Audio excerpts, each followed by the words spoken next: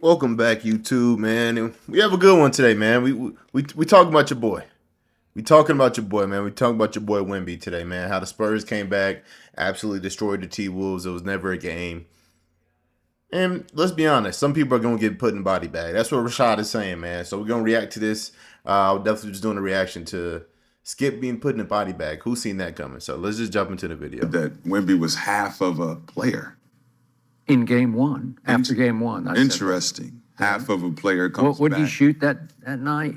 5 of 7. Yeah, 5. You see him establish any paint presence? No. But half of a player means he still has half of the game to dominate, right? And did he break a record that game? I think he broke a record or something.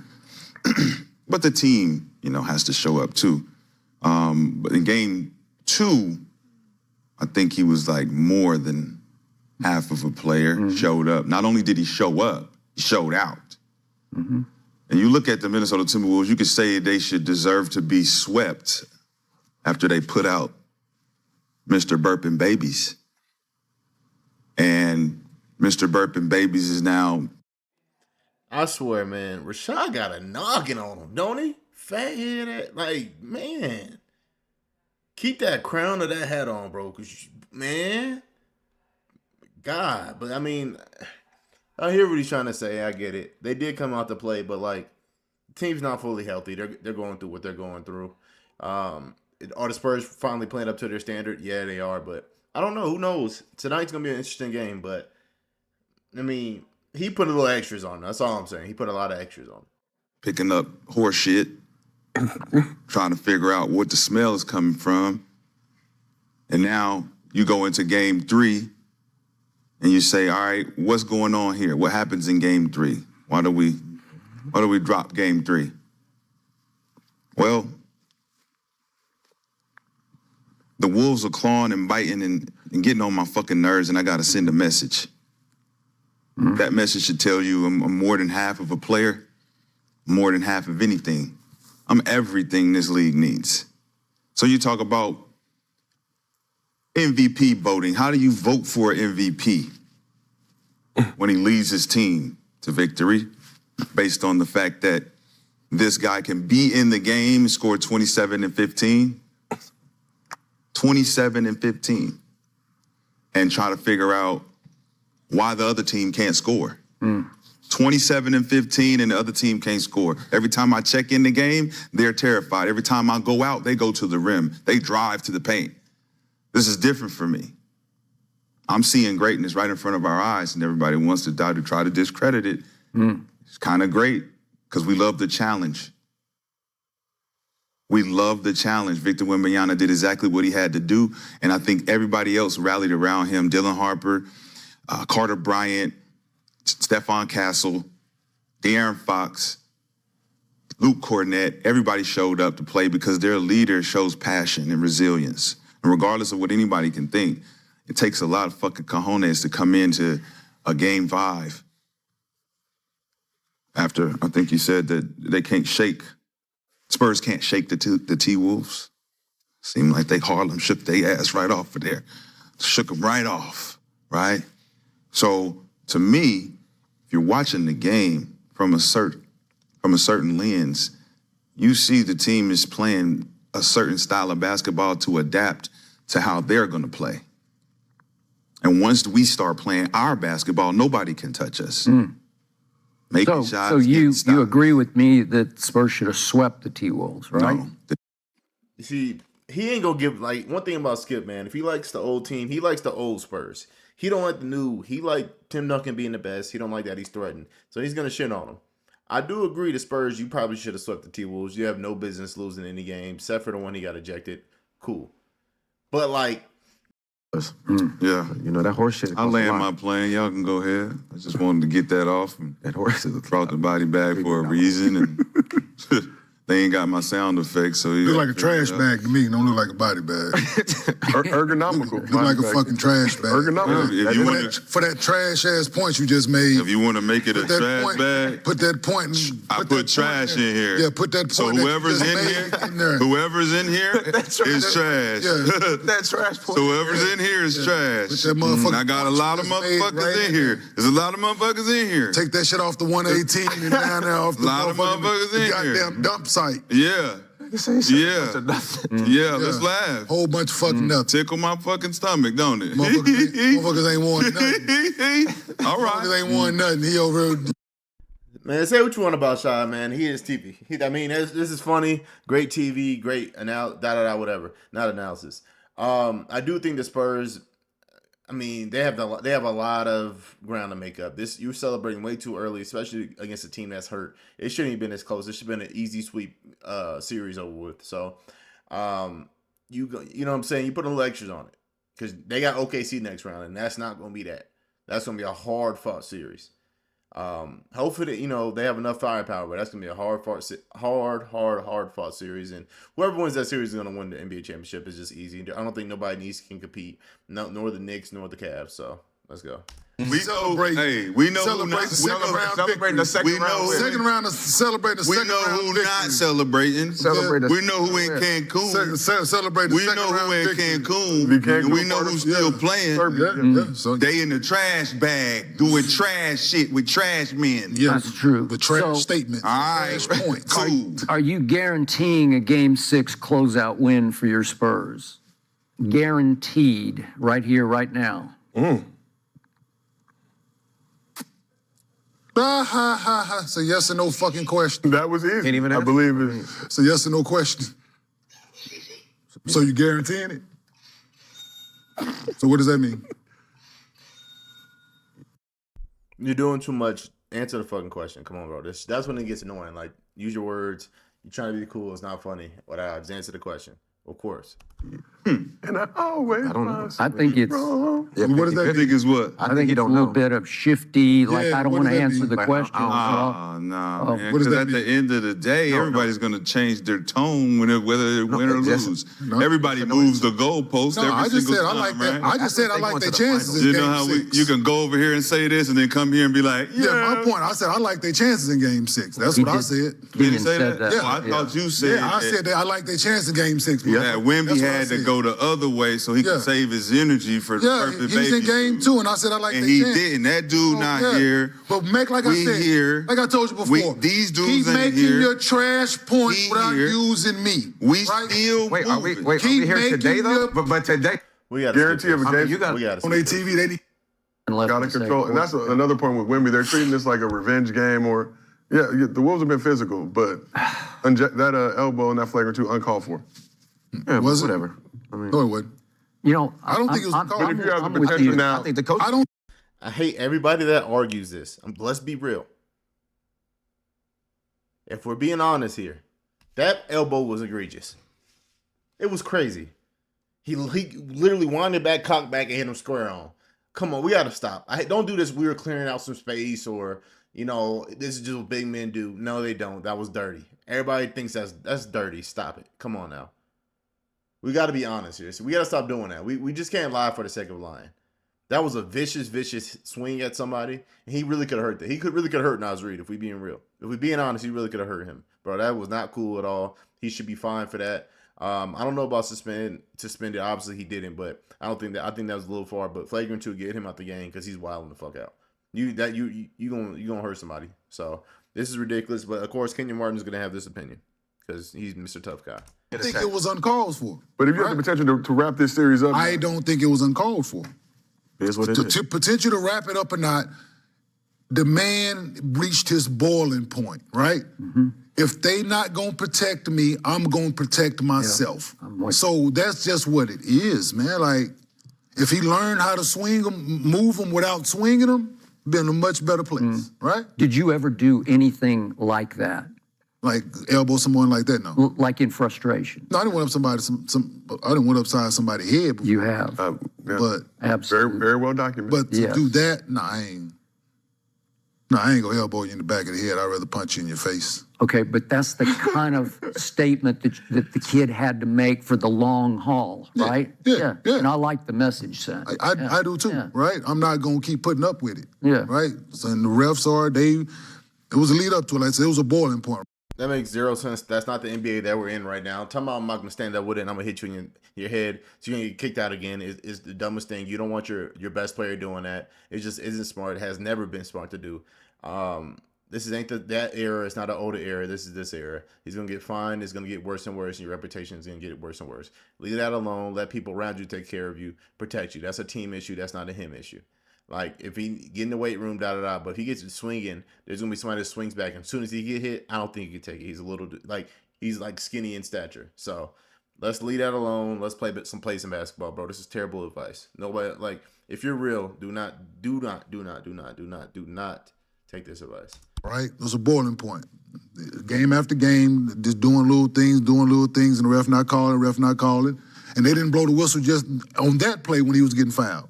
So, and it's obvious he was getting his arm grabbed, and they still didn't blow the whistle. So he took matters into his own hands, right? I'm all for it, man. But is that playoff basketball? There's a certain level of increased physicality you should expect in the postseason. Physicality is for a dude in his third year. But like I said, I guarantee. So I was playing with somebody else today, right? On the scouting report, all other letters are in black. I'm pretty sure be physical with him is in red, right? That's just that's the way I would approach him because he's very good. Yeah. He's skilled. He's 7'5". There's nothing that we can do with him in that regard. Mm-hmm. So what can we do in order to try to even the playing field? Mm-hmm. Let's be extra physical with him. The playoffs are physical, right? Mm-hmm. We got to go out our way to do this. He had 12 blocks in game. So listen, we got to get this motherfucker off the floor. So we got to do something. And it worked in game 4. And to his defense though, the playoffs are physical, yes, but if they're not blowing the whistle on certain plays, that's the grabbing of the jersey, running back, Anthony Edwards grabbed the jersey, they didn't blow the whistle on that, right? Call a foul, right? Another situation where you get pushed, call a foul. If they're blowing the whistle in those fouls, his frustration level not going to reach to the point that it did because he's getting rewarded. This is like the first half. This is so early, man. Like, everybody goes to this where they feel like they're not getting a foul. No, if everybody did what you're saying was cocking back and knocking people out with their elbows, we wouldn't have an NBA. Come on, we got to stop it, bro. We get sticking up for yourself, say something, move around, but you got to be smarter than that. That's not a smart decision. It's a dumb, irrational, emotional decision that's going to put your team and you in a bad light. Just leave it alone. This is horrible advice. I'm going to skip through this. For them doing the bullshit. But he wasn't. I've had a fuck enough. That is true. I've just been training with the fucking with me. It's going to be different. SGA did not get the whistle in 4 games against the Lakers. His free throws were way down all 4 times. The team, so I'm glad that y'all brought it. Great defense. The team is last. They shooting 18 free throws because JJ did a good job in the playoffs. The last. What? The Thunder are shooting 18 free throws a game.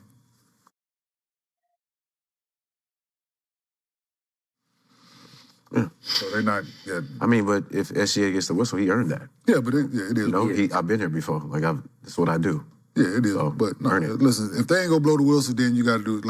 We was talking on the couch the other day. I used to listen. Either you get him under control, or I'm gonna do it. Tell the ref, right? He didn't have to. He didn't tell the ref those words, but no. Yeah, no, he'll learn to start expressing during the game to the refs what to look out for and things that they're doing. Because if you don't, then you know what's gonna happen next. That's all. That's what I used to tell them. Hey, man. Look, we know you got a fragile guy now, though. In Gobert. You got a fragile guy now. That's my point. Thank you. Okay, sorry. That's the point. Sorry. Naz Reid is not a fragile guy. Yeah. I like his toughness. I like his physicality. Mm-hmm. It's a weird combination because he can really stroke the 3. He made 3 more last night. He's dangerous from 3, and yet he's 7 feet tall, and he's physical, and I just his mental toughness is way beyond Gobert's to me. He is fragile, and maybe you lose Gobert if you don't start him, and maybe that's okay for one night, one desperation last stand at home, because they just look better with Naz Reid on the floor to me. They look physically tougher. They look mentally tougher. And I think they all look at Rudy like, come on, man. You know, come on, man. It's like Keldon Johnson just made him eat it at the rim. And it's if I'm on the T-Wolves, I'm running up the court thinking, I know Rudy goes through hell, man. They talk to him like he's such a dog, man. Like Rudy, I mean, they were just championing him the last series and even the first series of this series, right? The first game, sorry. And now it's just like, damn, Rudy, we can't play you. Think about that. Against, like, I get it. Wemby's amazing. Is he that much faster than Rudy? Like, I get it. He does have more. I'm not, like, saying he's not faster than Rudy. I get it. He's more agile than him. But is it that much of a difference? Like, Rudy, this is what we have you for. You're big enough. You're athletic enough to move. Like, you don't give us 6 to 8 points off dunks, you know, put back, just playing hard. And guard. So he's doing Rudy so bad, but like, this is what you get paid for, and this is the dilemma you run in. Like, Rudy, sometimes we just can't play you. And paying somebody this much amount of money, already Julius Randle is already, you know, underwhelming offensively. So like, you're really sacrificing a lot. But I don't know. He's a specialist defender for specialized people in a league that, you know, big men aren't a thing like that no more. So, you thought Wemby would have effect on him, but he just hasn't. So it's just kind of sad. God, come on, man. That's our guy? They got Alien. We got that? Really? Yeah. Okay, so to me, you just need one last desperation plunge. That's what I would do, just to try to shake it up the way Steve Kerr once shook it up, throwing Iggy into the lineup in Game 4 at Cleveland against LeBron. You know, just something to change the vibe of it, change the feel of it, because when you match Gobert head-to-head with Wemby, it's a mismatch. Yeah. It just is. Yeah. From end to end, it just goes mismatch. And yet, Julius has been guarding Wemby for the most part, so that's not going to change. It's not like, we're going to leave Wemby wide open. You know, no, you're not. You'll just do what you've been doing, and it's going to be make or miss. It's going to be like Ant-Man said, we just hope he misses. Well, that's okay. Who's the other big there? We know we're hoping. Who was another for T-Wolves? Who's the other big? They ain't played no. I ain't seen nobody. Play much. That's what I was about to make that. Like Barringer or whatever. Yeah, I was about to make that assessment too, because you say you want to change it up, right? Nas Reid come in. But the difference is, Rudy Gobert is there for rotation's sake because he plays the bottom. And when you play the bottom guy, you're always there for the rim protection. Sure. No, I got that. And so when you talk about... The only thing about that is, this ain't 2005, brother. He has to guard a three-point shooter. If he's not guarding Wemby, it's a three-point shooter out there. Like, who else they got? I mean, I'm thinking about their team. Like, everybody can shoot. So he's still going to... You know what I mean? Like, I get you want a minute in there for that, but he's giving up threes. And this is just a league. It's just a weird league now. So... I do understand, like, come on, Rudy, do something. Like, I'm the defensive player of the year. I got Wemby. Y'all get everybody. One-on-one. Mano-y-mano. No switch. That helps them a lot. That gravity goes away. You big enough to do it, though. But that's that extra oomph. And that's the difference, you know, with Rudy. That's why people really can't. I don't know. It's hard to say. He is one of the best defenders of this generation, but he has a lot of flaw in his game. So it's just tough. It's tough. Wemby matched up with Naz Reid. You're thinking about it from an offensive standpoint. Well, he can stretch the floor, he can shoot the three, but you cannot guard Wemby on this other end. You can be physical with him, granted, but when it's time to get into the rotations, we now taking a guy who's not a shot blocker, not a rim protector, out into the rotations. Now, as a Spurs coach, what I would do is put Naz Reid in the rotations so that he's now moving around on the perimeter like a guard. Rudy Gobert is always in drop. He's always thinking, I have to protect the rim. So when you mix it up, I don't disagree with you, but I would say don't start him. Just get him out early. Get him out of there early. Maybe the first 4 minutes, see what he does against Wemby in the first 3-4 minutes. Make the substitution pattern. But then again, you look at the first 4 minutes of the last 3 games, Wemby does what he does in a short amount of time. Wemby, he gets really tired. I said that like a like a weirdo, but he gets really tired very easily, very quick. So yeah, he has little spurts. You could just see it. So I do agree with this. So like that's why we're saying those first 4 minutes, try to mitigate that. Let him work for it. So now the rest of the game, instead of like, okay, he gets a couple easy shots in the first 4 minutes, now he has the rhythm going. You know, basketball is all rhythm. So this is what they're trying to say is do the immediate, and then bring Rudy in. Maybe bring Rudy in early if it's not working. But you have to do the switch. Rudy has to honor this. Rudy, you have sat out an Olympic game for France when they put you on that bench. He understands sacrifice. You get your money. We need you when you need you. We need to put you on the bench. We need to put you on the bench. I understand you're an NBA player. You want to play. But you have to understand that at this point in your career, I know you understand that. He does. He wants to punch you in the face and let you know I'm here to play. All I know is after game 2, Chris Finch sat up there. They lost by 38. And he said, we got punked. And that was with Gobert on the floor a large part of the game, right? Yep. Okay. You got punked? Yeah. And you've got a 4-time Defensive Player of the Year on the floor and you got punked? Mm-hmm. Okay. Then something needs to change. Well, you need to have that same fight that he had against Jokic. Yeah. But is it him? He Like, did way, have like fight. he had way more fight. Is it him, though? You pointed out that it's Julius Randle. Yeah. Oh, no, for sure. I mean, he's having... I think Finch was talking about Julius. Maybe. Yeah. We got punked, meaning our enforcer outside of Gobert didn't show up to the game today. It hasn't shown up to the game. He doesn't always play to his physique, Julius, right? Yeah. I mean, from his numbers, he's averaging 36%, 21% from the 3, and 14 points. So you're not giving me nothing. Not. So And then the last series, he didn't really do anything. It was, you know, I mean, it was a little better. thing. So is he being defensive minded? What is his mindset? Because it doesn't seem Maybe. like he's trying to get the offensive production going. It needs to be. But he is being physical with Wemby enough He to is. like. Yeah. I like when he's guarding him because he does make it tough, and Nas makes it tough. But it's not tough enough for you to actually stop me or get fouls. So if you're not coming down on the other end and putting pressure on me, what are we doing essentially? I do agree with that. And I kind of said this earlier too. Like Julius Randle offensively, he's just not aggressive. He's deferred to Io. He's deferred to all these other guards. And which I do like this mindset because I do think like he should have like took this mindset maybe a year or two earlier instead of like, okay, I'm trying to be the man and kill. I'm not saying you can't do that. I'm not saying you can't give us 20 points a game. But like understand your spots, play hard defense, make good passes, play with high basketball IQ. I feel like that's the role where you can win a championship on a good team. I can see Julius Randle going to like, not saying that Minnesota is not a good team. Let me state that, but a healthy team. Like if he's on a championship healthy team, I think he's a good power forward. If he keeps tapping into this mindset, be a little bit more aggressive, just a tad bit more aggressive, pick your spots. But he's a volume shooter who has bad percentages. It's just who he is. It's who he's been his whole career.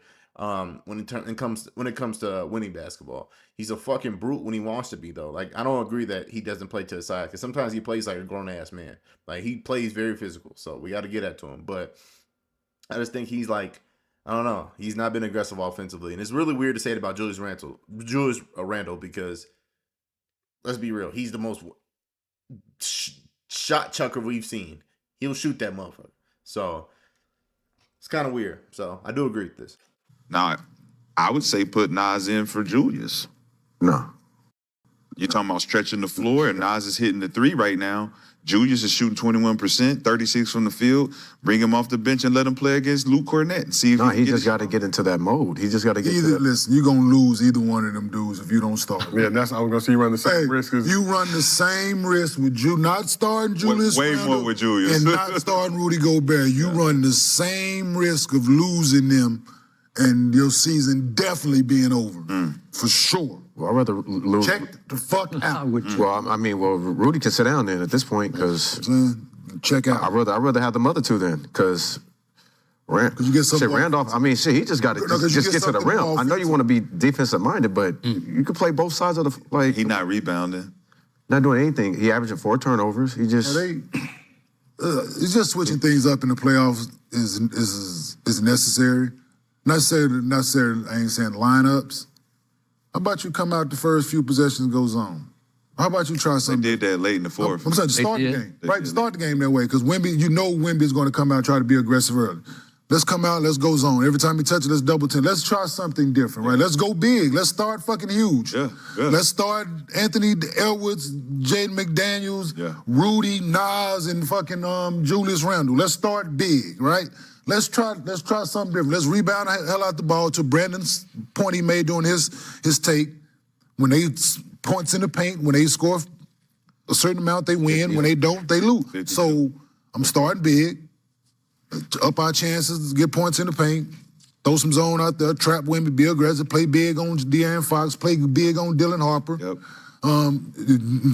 I do agree with this. You just have to switch it up at a certain point. I want to jump to here, but yeah, just switch it up, man. Like, understand where you're at. Understand that, like, hey, this is do or die. What we're doing is not working. We're stagnant. Ayo, you have to be a lot more. You have to be better, Ayo. I'm putting that on you. You got to be better. We need 20 points out you tonight. I'm gonna see if he can pass the ball. Yep. Right. You waiting for the dribble? Yes, absolutely. Okay. Absolutely. On the catch, you're not going on the catch. No. You're going on the first dribble. I'm gonna mix it up though. Just to show Remember this right here? ATO. Listen, Remember this right here? Stunt? Listen, Yeah, stunt and go. Stunt at him? ATO. One of the times, hey, we going with the ball in there. Yeah. Right. Time will pass. We getting there. Next time we gonna go on the first dribble. Next time we gonna I'm gonna have his head so confused on when we double team and when we not. Yep. He gonna be so indecisive with his moves. Yep. Like that's what I just want to make. Hey, I like that right there. I like that too I like because that. it goes back to That's how what we grew up playing that style, the NBA basketball, where I don't think they practice that enough to even be able to execute it because Right. it takes You're right. going through those transitions. Yeah. Like, hey, look, Yeah. right now it's full rotation. No, they can do one it. dribble. No, they can do it. Just say, man, this is a team Think that went about to the the Western Wolves. Conference Finals twice. Man, Brandon, they but can, if they play- listen, if they they can used to pick that playing shit up one on the way, though. Man, listen, they can pick that shit up on the fly, man. This is grown man basketball. What's the Dog. mistakes you make in the rotation when you Not- when you not talk about we rotating. doubling Kenyon Not on the rotating. one dribble, Yeah. right? Rotating is the biggest thing. Full. Yeah, I don't want to hear them break down takes of how they can stop Wemby here. Yeah, I thought they were going to say something else here. But no, at the end of the day, man, let me know what you think, man. Are the Timberwolves cooked? Are the Spurs cooked?